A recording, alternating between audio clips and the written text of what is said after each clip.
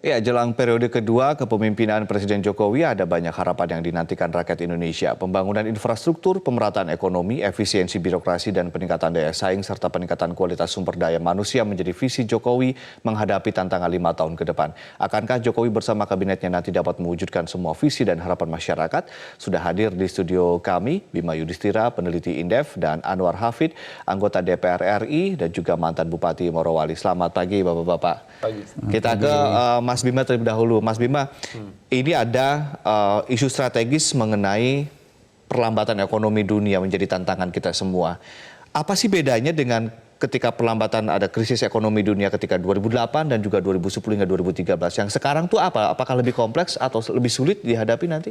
Ya, ini perbedaannya kalau 2008 epicentrumnya ada di Amerika Serikat, krisis surat utang pada waktu itu, surat utang properti ya, subprime mortgage. 2013 itu adalah krisis utang di Eropa.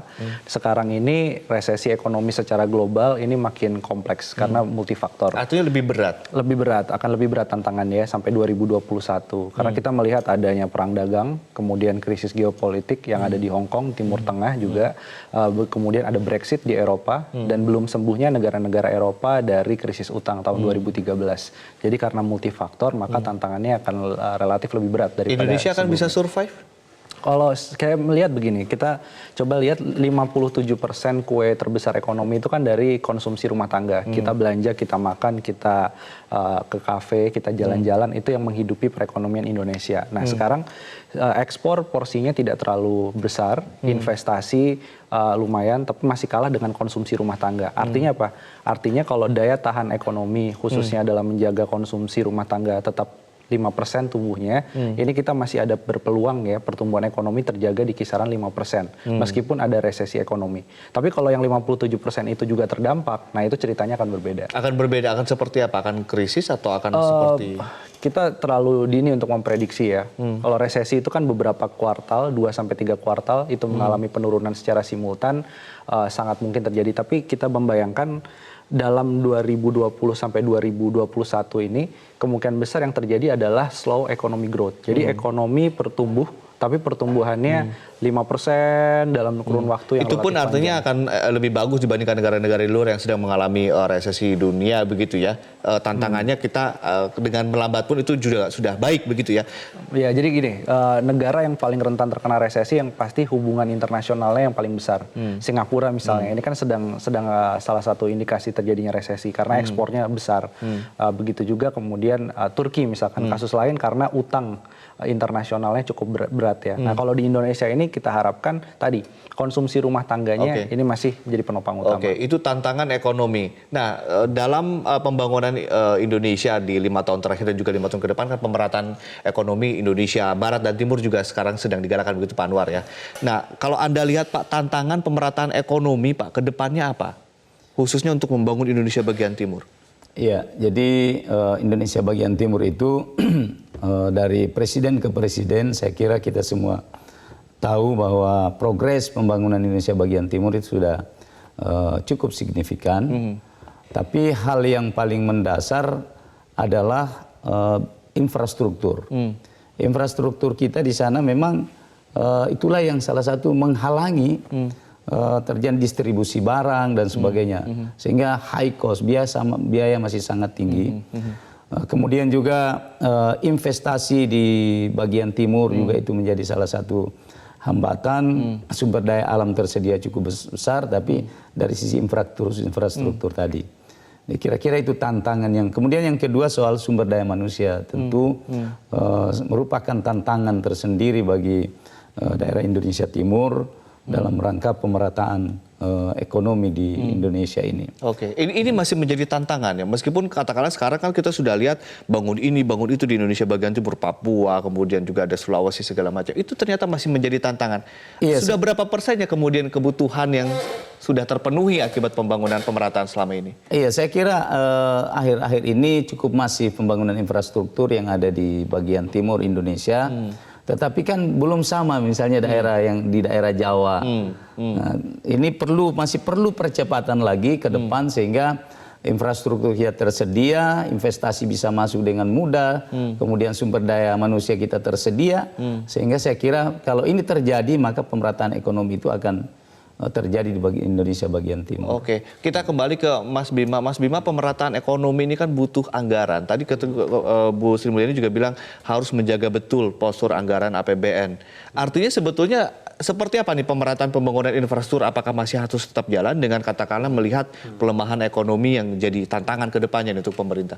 Nah, ini makin relevan infrastruktur ini kalau kita bicara sektor mana yang menjadi prioritas. Nah, jadi dari 225 proyek strategis nasional, kita harus memilih di periode kedua Pak Jokowi ini mana yang kemudian memberikan dampak tadi terhadap pemerataan paling besar, mana yang penyerapan tenaga kerja lokalnya paling besar, mana yang kemudian bahan baku dalam negerinya porsinya yang lebih besar, itu yang menjadi prioritas. Mana yang kemudian bisa menstimulus industri-industri manufaktur baru khususnya di Indonesia bagian timur. Nah, jadi akan semakin prioritas. Jadi tidak perlu kemudian dari anggaran 400 triliun lebih di APBN itu langsung dipotong drastis ya, karena memang itu sudah dialokasikan, belum nanti penugasan-penugasan BUMN, tapi intinya dengan adanya isu resesi ekonomi, maka harus lebih selektif. Yang masih dalam tahap perencanaan, kalau bisa ditunda sebagian, ya itu bisa dilakukan. Itu yang dikatakan tadi menjaga momentum APBN itu? Ya, salah satunya. Untuk kemudian menghemat, berarti saran Anda ke depannya untuk APBN seperti apa? Banyak penghematan atau pengetatan? Justru kita melihat kalau dalam kondisi krisis atau resesi ekonomi global ya, yang paling penting adalah APBN itu menjadi stimulus, artinya menjadi counter cyclical gitu, membalik keadaan. Karena berharap dari sektor yang lainnya kan agak sulit. Maka yang bisa diharapkan APBN tadi tepat sasaran, tepat waktu ya. Jadi kalau kita bicara bagaimana caranya menjaga defisit tetap baik, tapi anggaran yang sudah ada itu lebih dipertajam lagi. Tadi ya, infrastruktur silahkan dibangun. Jadi nggak ada yang melarang infrastruktur tidak dibangun. Tapi mana yang menjadi prioritas itu yang digenjot kencang, mana yang kemudian belum menjadi prioritas bisa ditunda sebagian, karena mungkin nanti terkait dengan stabilitas karena account defisit dan rupiah, itu yang bisa kemudian dievaluasi ulang. Baik, Pak Anwar, soal evaluasi ini, dalam 5 tahun terakhir, bagaimana kemudian Anda melihat pembangunan Indonesia bagian itu, khususnya di dapil Anda mungkin di daerah Sulawesi? Ya, untuk daerah Sulawesi Tengah, alhamdulillah selama ini sejak pemerintahan Bapak Jokowi cukup masif pembangunan sumber infrastruktur kita. Di sana ada pembangunan kawasan industri Morowali yang cukup mendongkrak perekonomian nasional kita. Tapi di sisi lain masih ada bengkalai-bengkalai yang masih terbengkalai. Salah satunya proyek seperti apa? Salah satu kawasan ekonomi khusus yang ada di Kota Palu yang sudah dicanangkan oleh pemerintah begitu lama, tapi sampai hari ini belum bisa berkembang secara baik seperti kawasan industri yang ada di Morowali. Apalagi proses rekonstruksi pasca gempa. Apalagi dengan adanya bencana alam kemarin, tentu itu ini juga menyisakan PR begitu ya Pak? Menyisakan PR besar bagi pemerintah, bagaimana ke depan supaya lebih fokus untuk bagaimana penanganan pasca bencana ini secepatnya dilakukan sehingga ini bisa menumbuhkan pertumbuhan ekonomi baru di Sulawesi Tengah, khususnya yang ada di kawasan ekonomi khusus. Kondisinya seperti apa sekarang Pak? Mungkin bisa cerita. Kawasan ekonomi khusus itu sekarang ya kalau saya bilang mati suri ya. Karena belum bisa kita harapkan, tidak ada progres yang bisa kita lihat bagaimana bisa berkembang dengan baik. Nah, kira-kira ini salah satu hal yang sangat prioritas ke depan. Kalau kita ingin supaya pertumbuhan ekonomi di daerah ini baik, di Indonesia bagian salah satunya itu adalah kawasan ekonomi khusus Palu yang sudah lama. Jadi intinya isu pemerataan pembangunan butuh investasi besar di tengah APBN yang harus dijaga dengan tepat karena memang momentum ekonomi dunia saat ini sedang mengalami tren pelambatan. Nah, isu kemudian berikutnya adalah terkait dengan pemindahan ibu kota. Apakah itu betul bisa melakukan atau memberikan sumbangsi terhadap pemerataan ekonomi, dan dari sudut pandang anggaran akan seperti apa? Apakah ini tantangan tersendiri? Nantinya kita akan ulas usai jeda, dan pemirsa tetaplah bersama kami. Metro Pagi Prime Time akan segera kembali usai jeda. Nah, tapi sebetulnya kita pemindahan ibu kota menjadi hal yang krusial dan juga menjadi isu strategis mungkin dari pemerintahan berikutnya. Ini kan sudah mulai dieksekusi. Tapi sudut pandang Indonesia bagian timur dari Pak Anwar sendiri melihat apakah pemindahan ibu kota ini benar-benar akan dirasakan manfaatnya untuk pemerataan pembangunan Indonesia bagian timur, Pak? Ya, jadi yang pertama bahwa salah satu agenda besar setelah Pak Jokowi dan Pak Ma'ruf Amin nanti dilantik, Saya kira salah satu agenda besar adalah pemindahan ibu kota ini. Dan saya sebagai salah satu masyarakat bagian timur sangat mendukung gagasan ini, sangat mendukung kebijakan ini, karena yang pertama saya melihat bahwa dengan adanya pemindahan ibu kota ini, pemerataan pembangunan infrastruktur itu akan pasti digenjot, dan salah satu daerah yang akan menjadi penerima dampak yang pertama itu adalah Sulawesi Tengah. Apa yang didapat dari pemindahan ini? Dengan pemindahan itu bahwa pembangunan infrastruktur yang sangat masif nanti dalam membangun ibu kota ini, material itu tersedia banyak di Sulawesi Tengah, pasir, kerikil dan sebagainya. Yang selama ini memang yang mensuplai Kalimantan itu adalah Sulawesi Tengah. Kemudian yang kedua, konektivitas, ya, infrastruktur yang ada di ibu kota baru, bahwa Sulawesi Tengah dengan ibu kota baru ini sangat dekat, berseberangan. Berseberangan. Dengan demikian bahwa di ibu kota baru ini pasti akan tumbuh industri-industri baru, ya, karena daya tarik ibu kota itu. Nah, kita berharap ke depan bahwa pengalaman Jakarta jangan lagi terulang di ibu kota baru dengan adanya industri-industri. Pengalaman apa nih maksudnya, Pak? Katakanlah misalnya di sini industri-industri ada di pusat kota, sehingga bisa mengganggu polusi dan sebagainya. Jadi kalau misalnya nanti di sana, kita berharap industri itu akan di daerah-daerah pinggiran yang ada di ibu kota, katakanlah saja Sulawesi Tengah misalnya. Tapi apa nanti dampaknya untuk Makassar? Apa dampaknya nanti untuk Papua, untuk kemudian Indonesia bagian timur lainnya dengan adanya ibu kota di tengah? Ini perspektif orang timur nih. Yang pertama yang paling mudah itu adalah jaraknya dekat. Jadi pelayanan pemerintahan itu bagi orang Indonesia Timur tidak lagi sejauh ke Jakarta, orang Papua tidak lagi sampai berjam-jam sampai di Jakarta, sehingga mereka bisa lebih cepat berurusan di kementerian dan sebagainya, bisa lebih cepat balik ke daerah. Itu yang paling mudah. Catatan, Pak, dari Anda, Pak, perspektif Anda sebagai orang Timur, catatannya apa nih? Jangan sampai A, jangan sampai B begitu? Yang pertama bahwa tentu kita berharap bukan cuma ibu kota yang dibangun, tapi yang daerah-daerah pinggiran orbitasi daripada ibu kota itu harus menjadi perhatian juga. Penyangga, daerah penyangga itu perlu perhatian. Salah satu misalnya Sulawesi Tengah.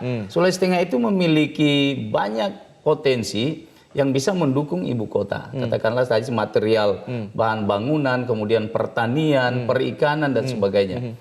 Nah, saya kembali lagi dengan kalau ini terbangun bersama-sama, kawasan industri, kawasan ekonomi khusus yang ada di Sulawesi, yang ada di Kota Palu itu bisa juga digenjot, disupport oleh pemerintah. Saya kira ibu kota baru ini akan tumbuh bersamaan dengan daerah-daerah yang ada di pinggiran. Artinya akan sangat berdampak begitu ya. Ini Mas Bima, tuntutan dari Indonesia bagian timur sangat jelas. Mereka ingin tetap pemerataan pembangunan digenjot begitu. Tapi ini kan postur anggaran dengan melihat situasi ekonomi seperti ini akan menjadi tantangan tertentu.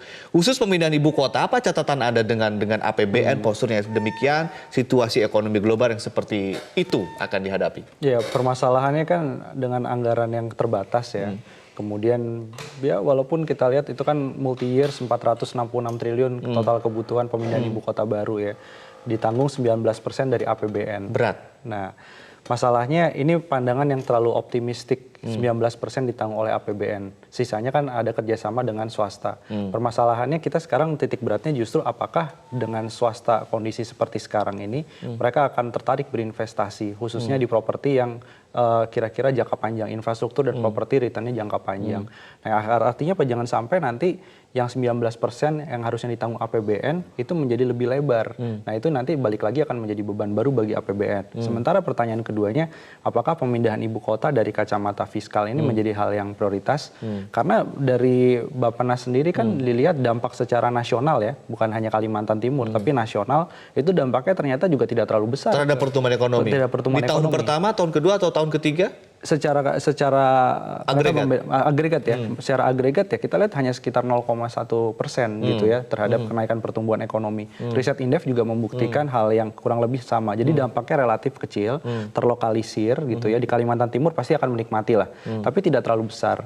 Yang akhirnya apa? Yang akhirnya apakah dengan pemindahan pusat pemerintahan yang efektif ya, tadi soal pemerataan, ataukah memang yang lebih dibutuhkan adalah pembangunan kawasan-kawasan ekonomi baru gitu ya. Industri-industri baru yang ada di daerah Kalimantan. Entah industri berbasis sumber daya alam atau industri-industri, misalkan industri startup digitalnya basisnya bukan di Jakarta, Bandung, Jogja, tapi bisa di Kalimantan Timur. Itu akan menolong. Itu akan dampaknya lebih besar terhadap perekonomian dibandingkan hanya pusat pemerintahan. Jadi ini bisa dievaluasi kembali sebelum masih wacana ya, sekarang masih rencana-rencana awal ya. Karena kita belajar dari Malaysia, tahun 98 itu pembangunan ke Putrajaya, dari Kuala Lumpur ke Putrajaya itu sempat terganggu karena ada krisis ekonomi. Jadi ada beberapa faktor skenario-skenario terburuk yang memang harus disiapkan kalau tetap mau pindah ibu kota. Skenario terburuk apa yang kemudian bisa dihadapi ketika perlambatan ekonomi dunia terjadi seperti ini untuk pemindahan ibu kota? Mau tidak mau, catatan kami adalah ditunda sementara misalkan, atau yang kedua, paling nggak kalau misalkan membebankan kepada BUMN juga harus dihitung bagaimana tingkat resiko dan likuiditas BUMN karya. Jadi jangan sampai ini makin memberatkan bagi BUMN perseroan. Tadi Pak Anwar bilang pemerataan pembangunan ini sangat dibutuhkan oleh Indonesia bagian timur. Tetapi pertanyaannya sekarang adalah pemerataan pembangunan, pemerataan ekonomi atau pertumbuhan ekonomi di tengah situasi seperti ini? Kalau kita belajar dari peraih Nobel ekonomi kemarin ya, Esther Duflo, itu risetnya salah satunya tentang SD Inpress tahun 70-an di Indonesia. Maka mau nggak mau untuk mendorong kenaikan upah, kenaikan perekonomian, investasi yang besar itu yang paling tepat di Indonesia konteksnya adalah pendidikan. Jadi yang harus benar-benar menjadi fokus ke depan adalah pendidikan. Jadi saya sepakat kalau SDM dulu. Untuk yang infrastruktur pemindahan ibu kota dan segala macam bisa menjadi second opinion. Baik, terakhir Pak Anwar, sebagai closing statement dari Anda, apa harapan Anda terhadap pemerintahan Jokowi Ma'ruf Amin 5 tahun ke depan, terutama soal pemerataan pembangunan untuk Indonesia bagian timur, SDM dan juga infrastruktur? Ya, jadi yang pertama bahwa saya ingin mengatakan di tempat ini bahwa periode kedua Pak Jokowi dan Pak Kiai Ma'ruf Amin ini kita semua bersinergi. Mari bersinergi untuk membangun Indonesia dengan lebih banyak bicara soal kesejahteraan rakyat, soal pembangunan. Mari kita tinggalkan gonjang-ganjing politik dan sebagainya, tapi kita lebih fokus bagaimana membicarakan. Masih banyak masyarakat kita yang putus sekolah, masih banyak rakyat kita yang tidak bisa berobat karena dia sakit misalnya. Masih banyak rakyat kita yang belum kerja. Itu kira-kira fokus harapan saya ke depan. Baik. Terima kasih Pak Anwar dan juga Mas Bima. Kita nantikan pelantikan presiden dan juga wakil presiden terpilih untuk periode berikutnya, dan kita lihat bagaimana kemudian komitmennya untuk pembangunan Indonesia, pemerataan dan juga pertumbuhan ekonomi. Tetaplah bersama kami, pemirsa. Metro Pagi Prime Time akan segera kembali usai jeda.